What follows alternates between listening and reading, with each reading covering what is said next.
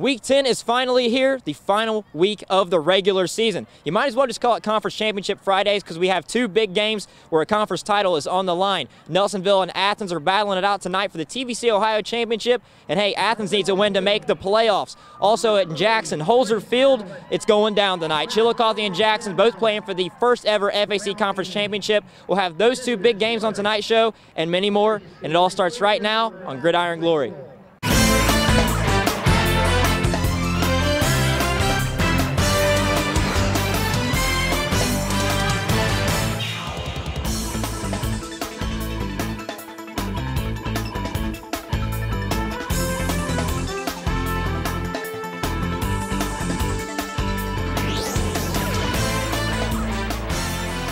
Hey everybody, welcome back into Studio A for yet another edition of Gridiron Glory. I am your host, Joseph Payton, and I'm telling you people, I'm excited to get things underway for tonight's show.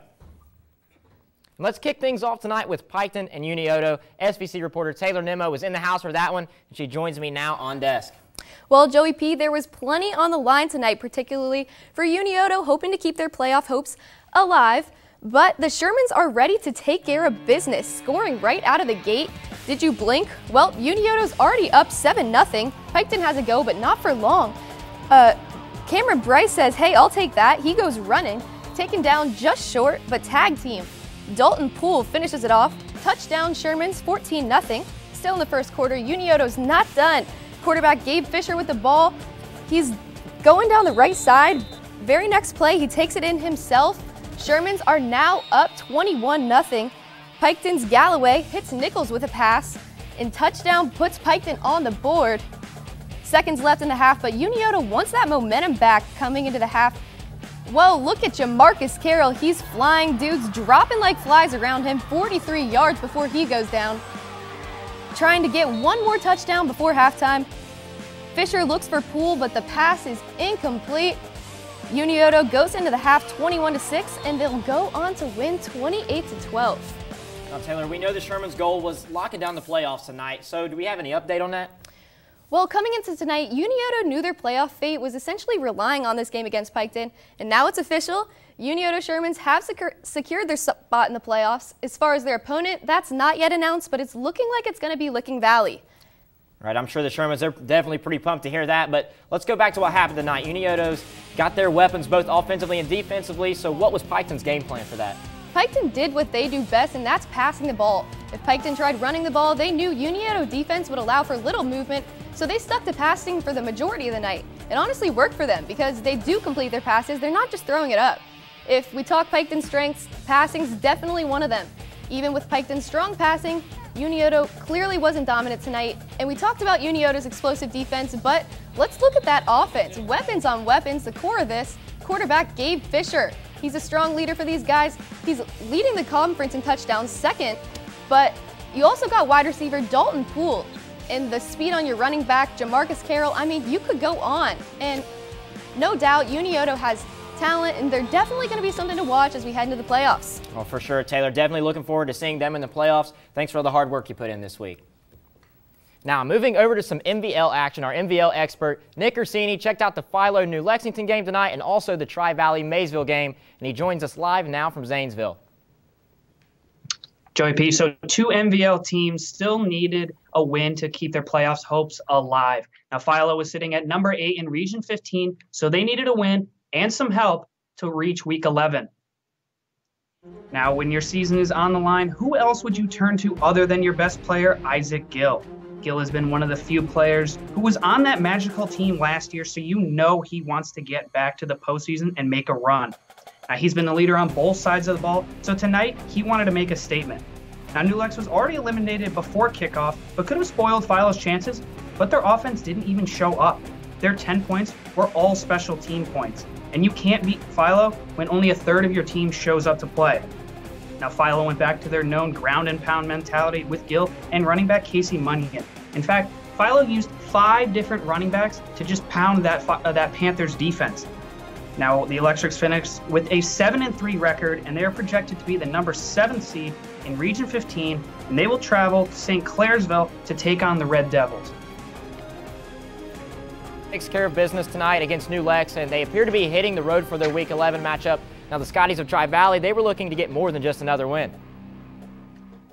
Yeah, now although Tri-Valley has already clinched their 7th straight MVL crown and a postseason berth, the Scotties were trying to secure a playoff game in Dresden. Now it was senior night at Maysville Athletic Complex, so tonight the 16 Panthers wanted to spoil the Scotties' postseason hopes. Now Maysville needed everything to go right tonight, however their offense could not step up. Their first 2 drives were 3 and out, and 5 of their first 7 drives were 3 and outs with 1 turnover. And you can't give Tri-Valley more chances than they are already given with their explosive offense. Now, the Scotties' offense was very uncharacteristic in the first half, though, with 2 turnovers, and they didn't capitalize on great field position. Now, though their offense did not put as many points on the board as they should have, their defense stepped up and limited Maysville to just 7 points. Now, Maysville's defense got gassed in the second half, and they couldn't stop Tri-Valley. Now, a 30-7 win for the Scotties. As of right now, they are projected to be the 5 seed and will have to travel to face Marion Franklin. But I've been looking all over, Joey P, and I'm not exactly sure where Tri-Valley is going to be. Wherever, these dogs are coming, though. All right, Nick. Well, we appreciate you running around MVL country tonight. Seems like you were everywhere, but now it's time for you to get home safe, man. Thanks for the good work. All right, now let's move over into the social media world. It's time for our Snap of the Week. This one coming out of Jackson, and that man right there, he's not on your screen yet. There he is. Oh, it's Blake McCoy. Listen, this was a good snap, I'm telling you. You've heard his name on this show dozens of times. There he is. And when we talk about Jackson, this guy on our show later on in his game against Jackson Chillicothe, I'm telling you, you're going to hear his name plenty more. That is a fantastic edit on that picture right there. All you needed to see was that Ironman red. Thanks for that snap. All right, earlier this evening, I went to Rutherford ahead of the Athens-Nelsonville York game. The implications of tonight's game made it the perfect spot for me to find our Fan of the Week. We're in the Kona Ice Truck right now. This is a real fan favorite for an Athens Bulldogs game down here with Rich. We might need some green and orange flavors down there. You got any? Absolutely. So we got Buckeye Orange and Bulldog Green. I've made my way over to the Nelsonville side now, and I'm here with Josh. Josh works at Nelsonville, but he went to high school at Athens, so tell me about what this dynamic's like for you. Well, I'm the woodshop teacher up at Nelsonville. I see these kids on a daily basis. These guys all pull together. Josh, one last thing from you. We talked about it a little bit earlier. Give us your score prediction tonight. I'm going to say 28-14 Buckeyes. He's going with the Buckeyes. That's why Josh is our Fan of the Week this week. Hey, I always love hearing the predictions of fans. Josh showed no fear in delivering that prediction tonight, so now we'll just have to see if it held true for him. So 2 of our TVC Ohio reporters, Maggie Shandrick and Clark Wicks, headed out to the Plains tonight to see the Nelsonville York Buckeyes and the Athens Bulldogs match up for a chance to take home the TVC Ohio title, as we mentioned. So who ran away with the crown? Well, Joseph, these 2 teams have been waiting for this game for weeks now, and that was obvious as soon as they took the field. That's right, Maggie. Rudder Stadium was rocking for senior night, and the bleachers were packed with fans who were ready to see this title game go down. But it wasn't just about the TVC Ohio title. The Doc Proner rotating trophy was also on the line tonight. These teams have shared the trophy the past 2 seasons. Now, after an Athens 3-and-out, the Buckeyes took over on their own 45-yard line. And on the second play of the drive, Garrett Maiden fakes our own cameraman out and runs it 43 yards for a touchdown. Quick 7-0 Buckeye lead. On NY's next drive, Keegan Wilburn gets the handoff and can't hold on. He fumbles on their own 45-yard line, and Athens' Isaiah Butcher recovers it. Next play, Clay Davis drops back and sends it deep to Trace Alvin for a 38-yard touchdown. The extra point was no good, and the Buckeyes still hold that 1-point lead.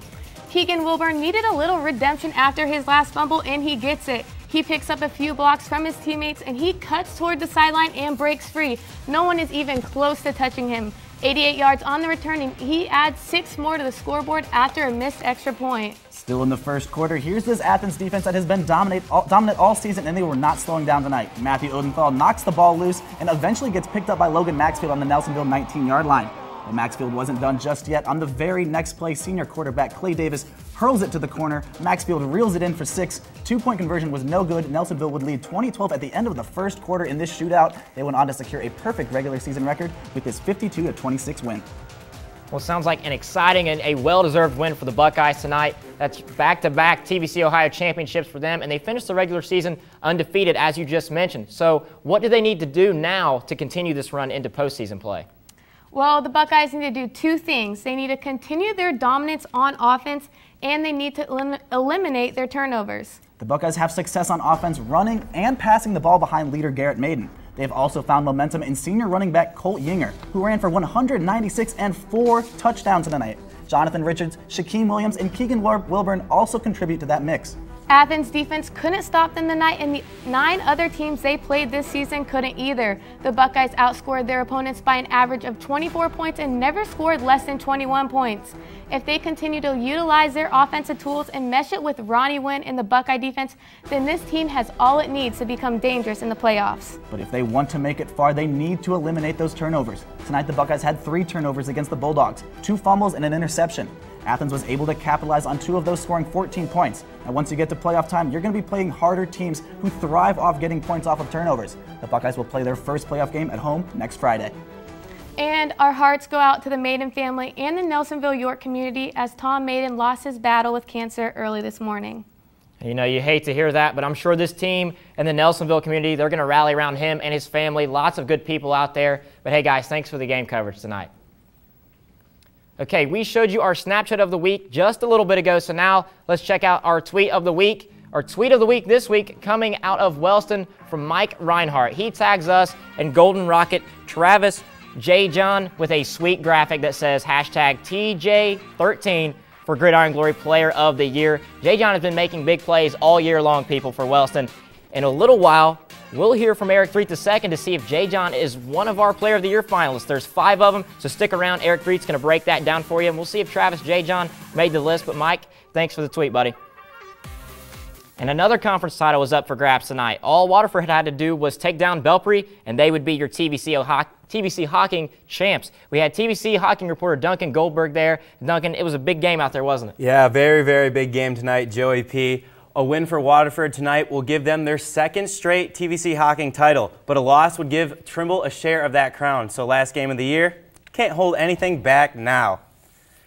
Now shake hands, boys, because we got a good one tonight as Waterford wins the coin toss and they elect to receive, and that works pretty well for them as Noah Huffman, he gets the kickoff and he huffs and he puffs his way down deep into Belpre territory, getting all the way down to the 18-yard line. Then, oh my goodness, guess who? Braden Belleville finds his way into the end zone to give Waterford an 8-0 lead early in the game.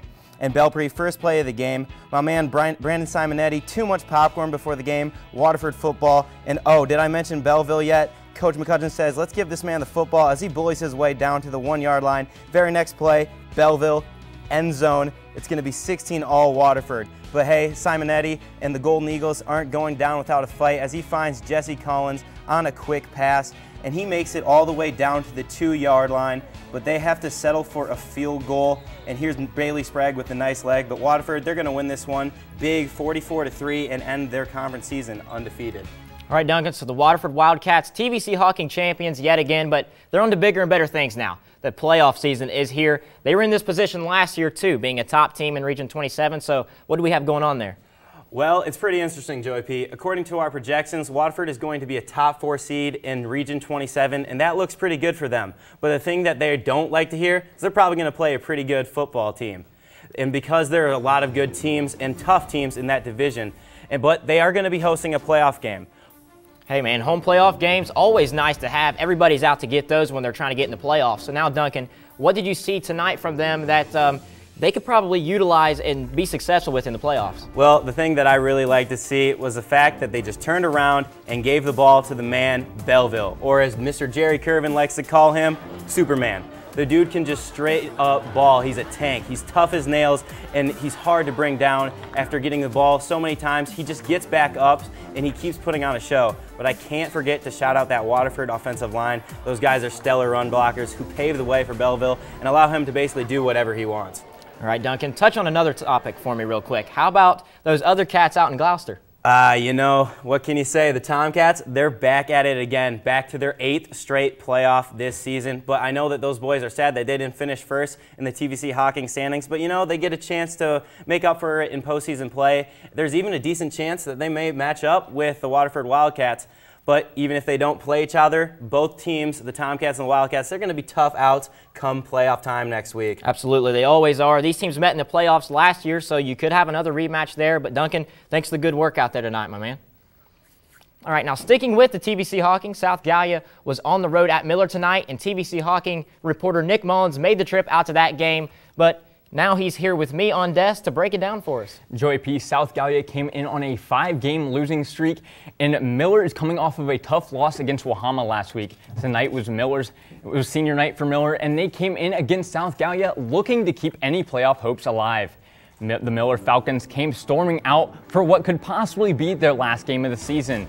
The senior night spirit was in full force tonight as the community rallied around the 12 seniors. South Gallia struck first with a 30-yard field goal, but in a must-win game for Miller, they got into the playoffs and handled business. The Falcons took this one 34-9. They rallied behind great running of Zach Waldrop, who had 96 yards in the first half, and a dual-threat quarterback who has the ability to do a lot of things, Kobe Bartley. Joey P., if Miller had lost this one, they would have been completely out of the playoff hunt despite taking home the dub. The Falcons' chances to slide into the top 8 are looking very slim. Right now, they have not broke into the playoffs in 17 years. Miller's chances closed even more earlier, but we'll get back to that one later. The loss to Wahama last week really hurts Miller's chances, but right now I'm sure they're sitting around hoping things fall into line. They definitely need some miracles to happen to get into the playoffs, where Miller needed the Zanesville Bishop Rosecrans to lose, but that did not happen. The Rosecrans handled business and beat Lancaster Fisher Catholic 46-7. All right, Nick, so why do you think Miller's chances really dwindled before this game was even played? Well, the Lancaster Fisher Catholic, who Miller needed the Bishop Rosecrans to beat tonight, they had to forfeit all 9 games prior to this week. They played a student who had been ineligible at another school, Fisher Catholic, who had been 4-5 on the season, but now the teams that Miller was ahead of in the standings got some extra points due to the forfeited games from Fisher Catholic. The Falcons will just have to wait and see if their wishes of ending a long playoff drought come true. Well, you know, Nick, a lot of things are going on playoff time this time of year, and I know they're hoping to make the cut on Sunday, and I'm sure they're going to be paying real close attention to that one. Thanks for the good work out there, my man. All right, let's take a step aside from football for a moment to plug our Facebook content. Head on over to our Facebook account and give it a like, the Gridiron Glory page. I'm telling you, you're going to want to do that. This is going to be a pretty valuable resource for you when it comes to our Player of the Year conversation, our Coach of the Year conversation, and of course playoff coverage. This is a continuing theme in our show tonight. We're talking about playoffs all night long. So like I said, get to Facebook right now and give our Facebook page a like. So out at Holzer Field tonight, it was all on the line. Jackson, Chillicothe, the top 2 teams in the FAC were set to duke it out for the conference title, and that's why it was our game of the week.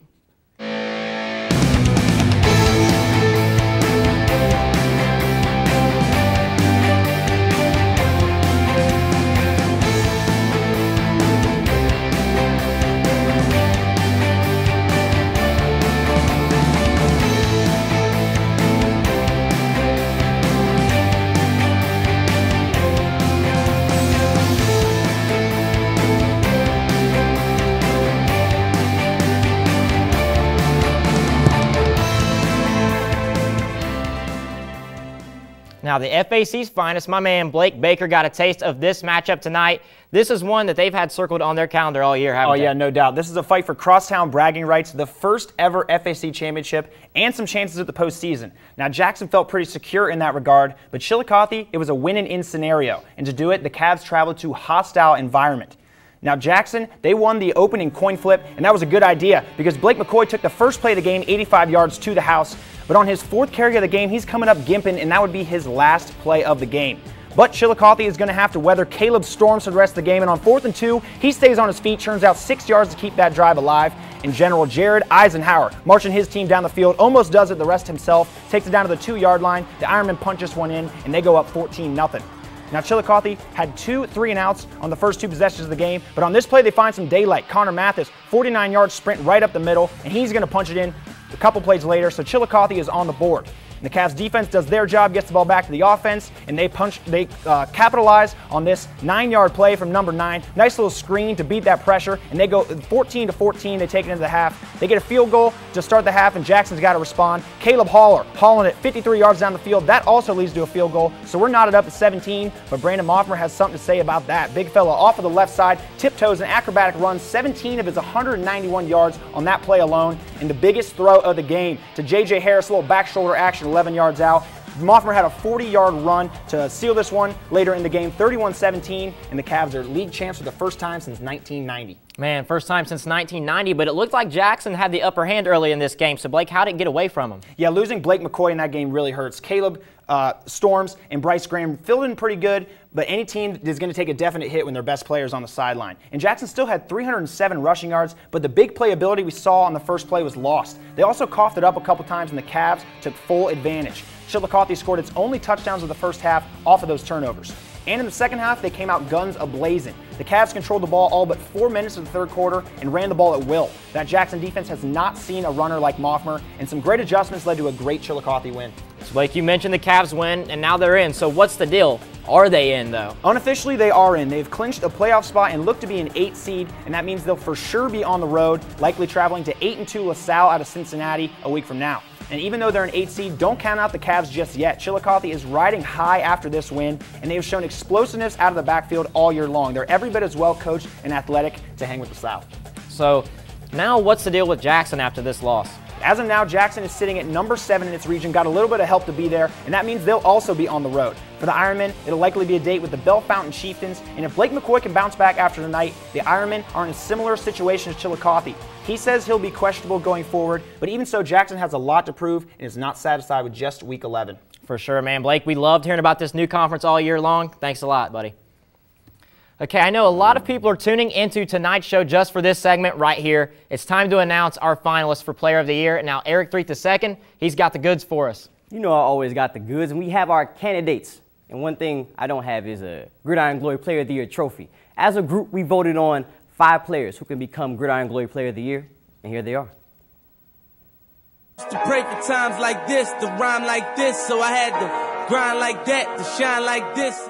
Blake McCoy, he's not afraid to lower his shoulder, and he can definitely outrun you. Big part of that backfield for a long time.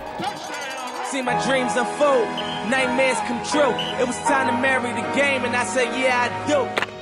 Andrew Newsom, when in doubt, Joey P, turn to your best player to win you the football game. Now, Duncan, I'm not saying Belleville is Superman, but have you ever seen him in the same place? You ain't wrong, Jerry. And Brandon Moffmer, on the other hand, is dynamic, elusive. He's got the ball in scrambles, he keeps the defense on their toes, and he's a great playmaker. Hold on, wait a minute. Y'all thought I was finished? A dominant performance, as you mentioned, by Garrett Maiden. You want to talk about an early season statement for Gridiron Glory Player of the Year? I think we just saw it right there. And he's also one of the reasons this team hasn't lost yet.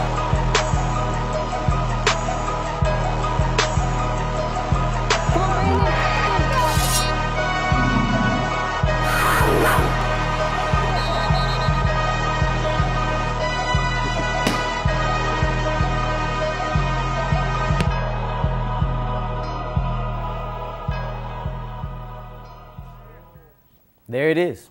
Braden Belleville, Blake McCoy, Brandon Moffmer, Andrew Newsom, and Garrett Maiden. Now, how the voting will work, it's 50% fan vote, 50% reporter vote. And you can vote right now. And the final results will be announced on the finale show. We want people to go to woub.org/gridiron to vote. But now, Eric, what separates these 5 guys from the rest of the coverage? The biggest thing is always winners. If you look at the past 3 winners, Alex Mount, Mason Chapman, Hunter Sexton, they were all winners. Alex Mount took the Buckeyes to the playoffs before he got hurt. They went to regional finals. No team on here has more than 2 losses. Look at Blake McCoy. He's averaged a touchdown every 10 touches. Braden Belleville has 26 total touchdowns now after tonight's game. Moffmer helped secure his team's first championship since 1990, first FAC championship. Andrew Newsom leads our coverage in touchdowns. I mean, and let's talk about the courage of Garrett Maiden. I can't imagine what he was going through during this game and how special it was for him to go out there and beat Athens after his dad passed this morning. You know, he balled out. His first touch of the game was a touchdown. That was incredible to see. The atmosphere was electric. But, Eric, I don't want you to leave us just yet. We've got to talk about the playoffs next week as well now after we talked about Player of the Year stuff. So we've done some math. We have some projections of where you might see your team next week. Yes, sir. So let's start with Chillicothe. They had a winning-in situation, beat Jackson, and slid into the playoffs in Region 8. They have the A seed and have to go play LaSalle. And it's over in Cincinnati. The Cincinnati region is always a tough region. They should have their hands full. Yeah, I mean, it was really 50-50 for them coming into tonight, but tonight's win over Jackson looks like they'll probably slide into that 8 slot, and if that holds true, they'll likely play LaSalle in the first round of the playoffs. Definitely. And Tri-Valley, let's slide over to Region 11. They clinched the playoff berth last week, but beating Maysville was more of securing home field more than anything. For sure, and they have Gridiron Glory Player of the Year candidate Andrew Newsom. He leads our coverage with 39 touchdowns. He's an absolute workhorse who has put his team in a position to make some noise in Region 11. Oh yeah, and the Ironmen. Look at the Ironmen sliding up in there despite their loss to Chillicothe. But their success is going to depend on if Blake McCoy can play next week. Simple as that. Now Philo and Unioto, they're back in the postseason, but again this year they have to play a top 2 seed in their region. That's right, Eric. Isaac Gill, he's been a monster all year, and Gill knows how to win in big games as well as playoff games. And Gabe Fisher is looking to lead Unioto to their first playoff win ever. But they are a young team, so regardless, they'll get valuable experience going forward. They got Jamarcus Carroll, Nehemiah Feltz. They should be good going forward.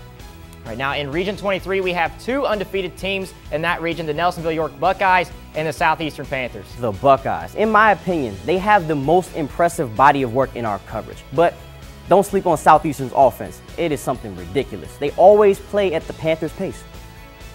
Now, whenever you have a methodical running game like Southeastern, you wear teams out and really control the game. Most definitely. And Miller's chances were significantly hurt by losing to Wahama last week. But look at that 4-5 matchup, Joey P. For sure. Look at that. Waterford and Trimble, man. Like I said, I told Duncan earlier, we saw these teams in the playoffs meet up last year. It'll be exciting to see them again this year, right? Oh, yes, sir. Always. For sure, man. These games, a lot of teams in our coverage that we don't usually see each other might be matched up. Eric, we appreciate your analysis, my man. And speaking of analysis, that's all for our coverage and analysis tonight, but there's still one thing left to do, so let's check out tonight's top plays.